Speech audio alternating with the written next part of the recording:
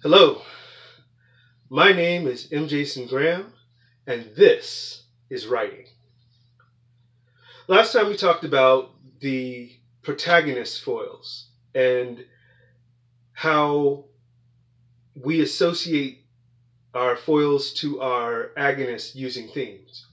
So today we're going to talk about the antagonist foils and how they fit together not only with the antagonist but also with the protagonist. Now from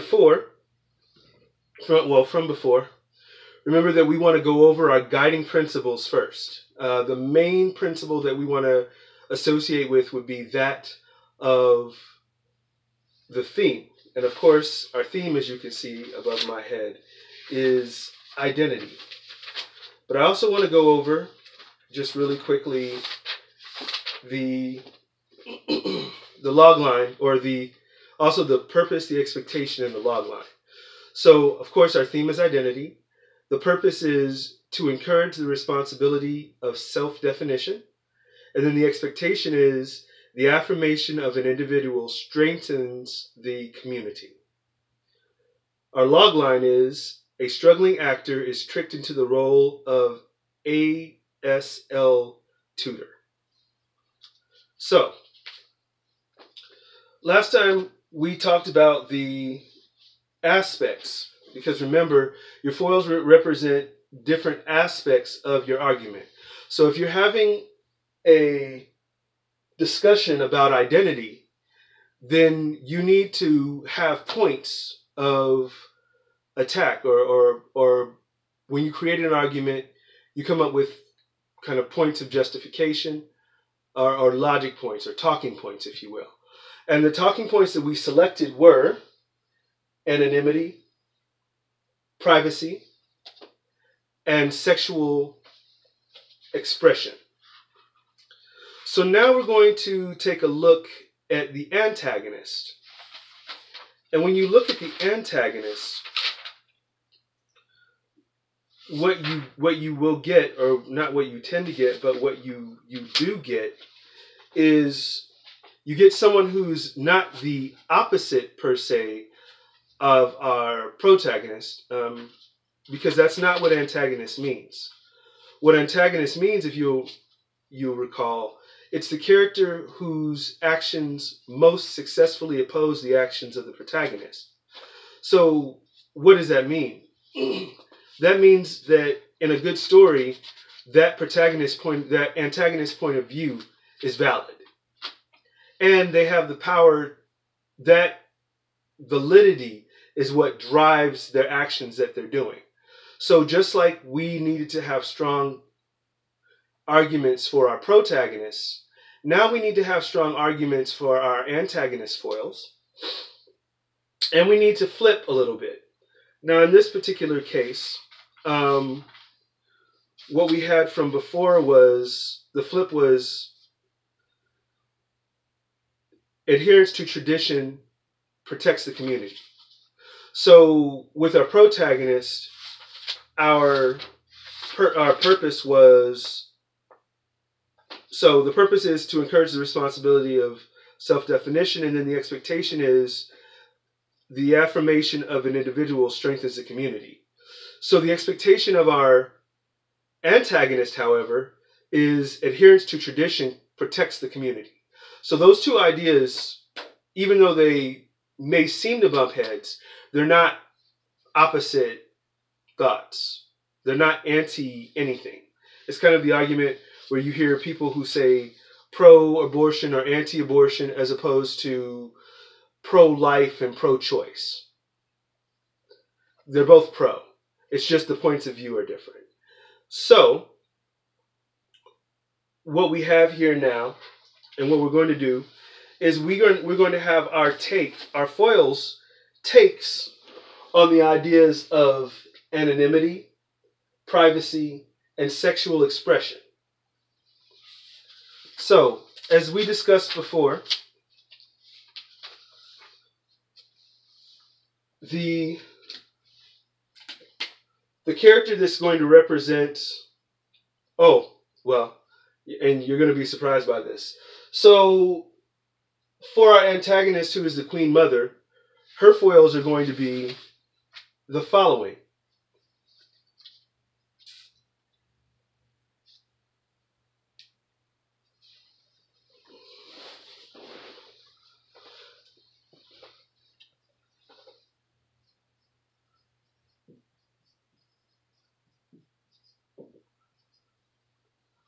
Maxwell.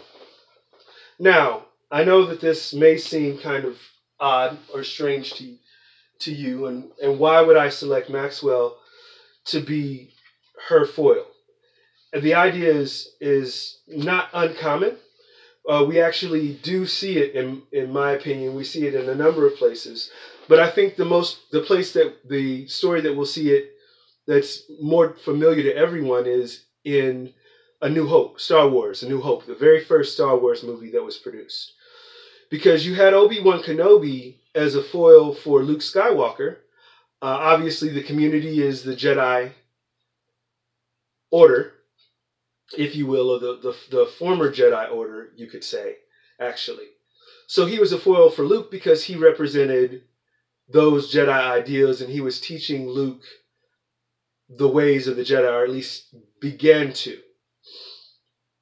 But he was also a foil for Darth Vader as well. And that is because during their entire interaction, they talked about the history of what their history was and what they represented in that community. So Vader was able to discuss who he was as a character through his interaction with Obi-Wan Kenobi. So therefore, Obi-Wan Kenobi was a foil not only for the protagonist of Star Wars, but also for the antagonist of Star Wars. It's going to be the same thing here. Maxwell is going to be the antagonist foil for the aspect of anonymity. And this kind of setup allows the story to kind of be encapsulated. So what's probably going to happen, and I'm pretty sure, that is 2 L's, I'm pretty sure in the writing of it, what's going to happen is that he's going to become a larger subplot. The things that happen with him, he's going to become like a larger supporting role because there's so much to discuss having to do with anonymity and identity. I am hoping that made sense to you. But when we get into the story blueprint, I think things will be a little bit more clear. So then the next character concerning identity and the community would be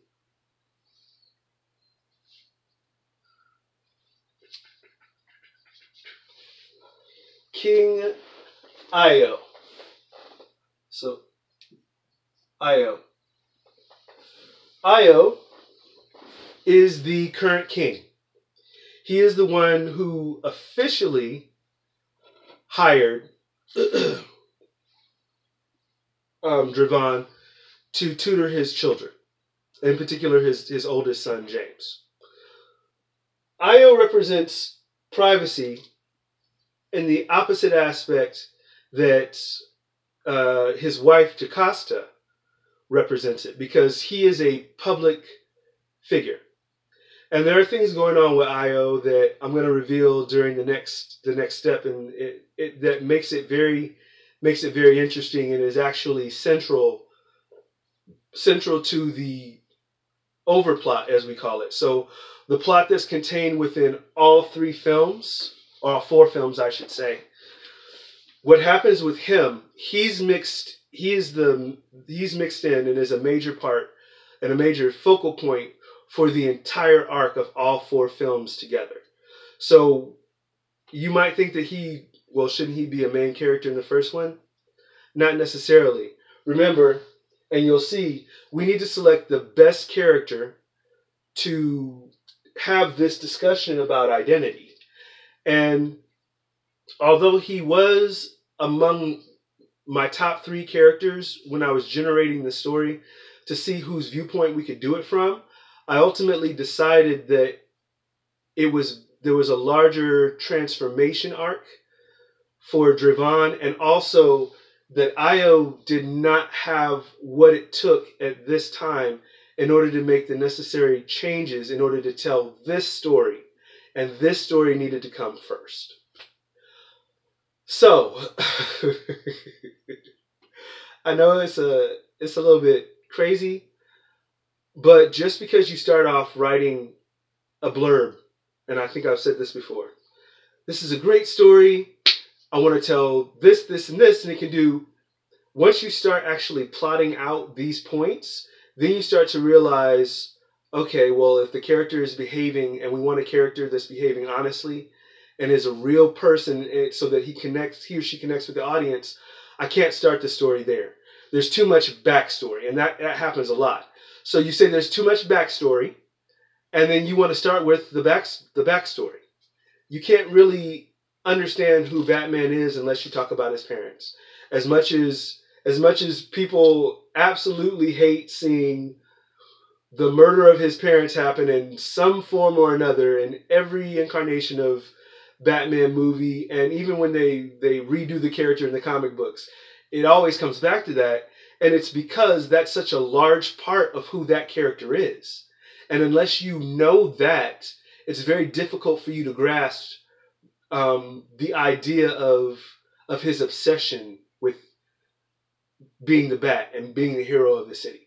So this is the same thing. Io did not fulfill what I needed, the things I needed to talk about in the first film in order to set up what is coming next. But the thing is that since I'm planning to do 4 movies, Io will have plenty of room. In fact, all of these characters that we introduced today, or introduced in the first film, will have an opportunity to expand over the next 4 films. So you get a really nice build and arc for each of the characters that your audience, regardless of who they are, there'll be one of the characters that somebody likes and somebody wants to follow. And from a business standpoint, that's a win. So we've got King Io as the antagonist foil for the Queen Mother as far as privacy is concerned. Sexual expression.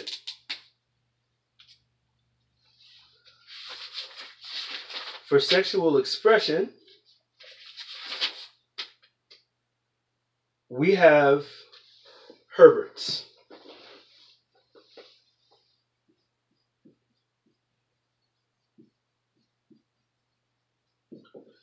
Herbert, looks like we are going to talk about this now because I honestly forgot.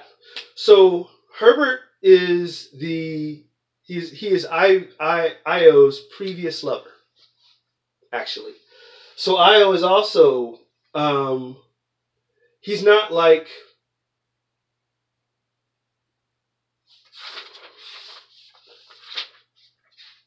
he isn't like Dawson. Those two parts of his life are completely separate. And to a certain extent, in the course of becoming king, it's something that he has had to give up, or would have given up traditionally, except for the events that led up to him becoming king. So, we're going to have a discussion of sexual expression, particularly in African culture, via this character, Herbert. And Herbert is an antagonist foil, so that's going to be very interesting. I see this happening. So, there are our 3 characters. So now, we want to talk about how the protagonist interacts with the antagonist foils. When you watch an action-adventure movie, generally the antagonist foils are the characters who are like the lieutenants. Like if you think about a video game, or you think about an action-adventure movie, your Die Hard, for instance, you want your antagonist foils to be the lieutenants. So in Die Hard, you had the main bad guy, and then you had the computer hacker guy, and then you had the guy that was killing people left and right, like the actual gunman, the hitman, and then you had the guy that was searching for him, like the guy that liked to kill people with his bare hands. So you had the shooter, you had the guy who was good at hand-to-hand combat, and then you had the computer guy that was getting things done, getting the money transferred, that kind of thing. And then you had the antagonist. So when you look at it from that standpoint, Bruce Willis was taking on each of those guys in their own arenas, if you will. It's a little bit easier to visualize that from an action-adventure stance or even a video game stance, because you have your level bosses, and then you have your boss at the end, the game boss, as it were, that you have to beat. This is a little bit of the same kind of ideology in that you want to attack, instead of physically attacking, because it's not an action-adventure, you do want to have the discussion about the points of view concerning the sexual expression. For instance, sexual expression, anonymity, and privacy. So your protagonist is going to have those conversations and maybe butt heads a little bit with their protagonist foils. But then the real conflict comes when the character is trying to change and overcome later in the story, after he gets to Africa and he encounters the antagonist foils and the antagonist. So optimally, what should happen in the course of the script is that each of the antagonist foils gets introduced to the protagonist before the antagonist gets introduced, as it were. So that you kind of tease, these are the things that the protagonist has to overcome, argument-wise, internally, so that the audience can see that they're struggling with this. So, what order should you go in first as far as theme aspect? You don't have to have a particular order. You need to know why you're creating the order that you have. Like when he encounters Io and when he encounters Herbert, if he encounters Herbert before he encounters Io, there needs to be a reason why that occurs in the story. Not just because you decided that that's the way it should be. But for instance, if Herbert is a part of the royal court, or he is a messenger person, then it might make sense for Draven to run into him first before he runs into King Io. So that's pretty much, that can be left up to you, but you just want to make sure that it makes sense. So going back to this, so you're going to have at least 3 antagonists for an adventure. So for a movie or for a novel, you'll have at least 3 antagonist foils. You could have more. You could have smaller people, but these are the 3 main ones for this story. And like I said, just like the other foils, it could be in subsequent movies that these characters start to take on a larger role. And they could switch. They could become, depending on what happens in this story, they could become protagonist foils in the next story. It just depends on what is at stake in the next story and what side of it that each of the characters comes down on. So, well, my name is M. Jason Graham, and this is Writing is brought to you by mjgstorycreation.com. Go to mjgstorycreation.com and turn your idea into an epic story today. I'll see you next time.